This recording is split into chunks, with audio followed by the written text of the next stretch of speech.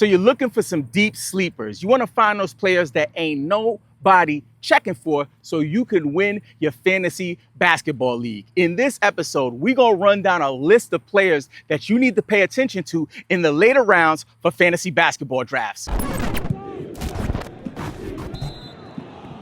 We believe every NBA fan should support fantasy basketball content. First player we want to talk about, someone you want to take a look at in those later rounds, is Keshan George. He's probably somebody you picked up off of the waiver wire last season. He's a Washington Wizards player who gets tons of action in this young, new-look Washington Wizards system. And I know I had him on my roster. I had Bub Carrington, just a whole bunch of young Wizard players. Now, one thing you want to be mindful of, in Summer League, Keshan George kind of went off. He averaged 17 points per game, 8 rebounds a game, 4.5 assists, and check this out, 4 steals per game.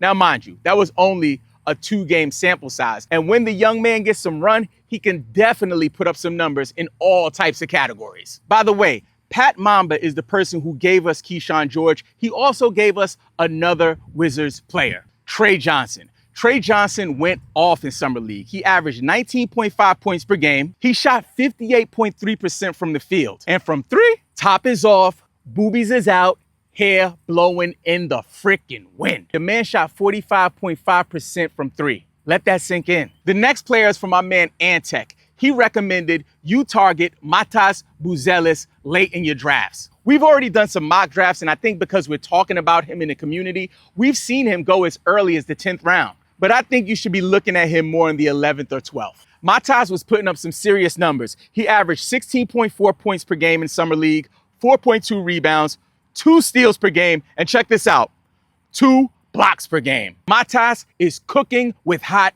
bacon grease. Now, here are the recommendations from my man Nick from Fantasy Basketball Insider. Rasheer Fleming. He's 6'9" with a 7'5" wingspan. With KD leaving Phoenix, there's going to be tons of opportunity for him to shine. And he's a beast when it comes to defensive stats. In his most recent season, he averaged 1.4 steals per game and 1.5 blocks per game. He also chipped in 1.8 three-pointers per game. Nick's next pick is somebody I'm really high on, Andrew Nimhard. This is somebody that is definitely falling in drafts, but with Tyrese Halliburton out, somebody's going to need to take advantage of all of this usage that's going to be available. People are looking at Pascal Siakam in those earlier rounds. Like, I've seen him go as early as top of the second, middle of the second round. But for me, I'd rather wait for players like Nimhard, like your man Benedict Mathurin. But I prefer Andrew Nimhard if I'm looking for a pacer to take advantage of Halliburton's absence. And Andrew Nimhard went off in the finals. He averaged 14.3 points per game in the finals and added 5.2 assists. Now that's fantasy value. The next guy is not necessarily a late round guy. He's more of a mid-round pick, and it's from my man John Fritz. The player that he recommended was Miles Turner. We believe Miles Turner in this new environment with Giannis, he's gonna put on for the city.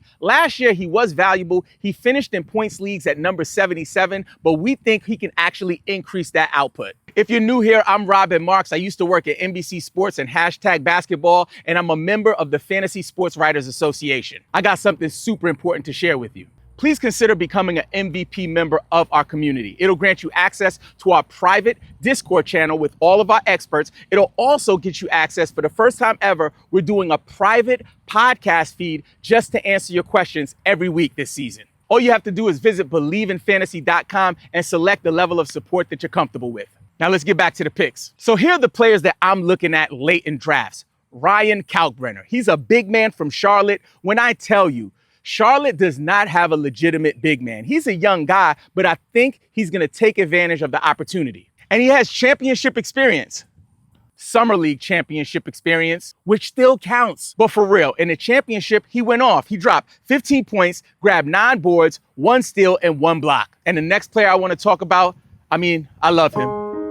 He's an amazing addition to any fantasy basketball squad, and honestly, one of my favorites. The glaze is otherworldly. It's your man's in him, Kyle Filipowski. Now I get it. Utah is a big question mark. We don't know what to expect. Are they going to be tanking? Are they going to be playing? But one thing is for sure, in Summer League, this brother went off. He averaged 29.3 points per game, 7.7 rebounds, and shot 56% from the field. And the best part about it, you won't have to spend a bunch of draft capital to get him. Now that you know which sleepers to target in the later rounds, check out this episode so you can dominate your draft.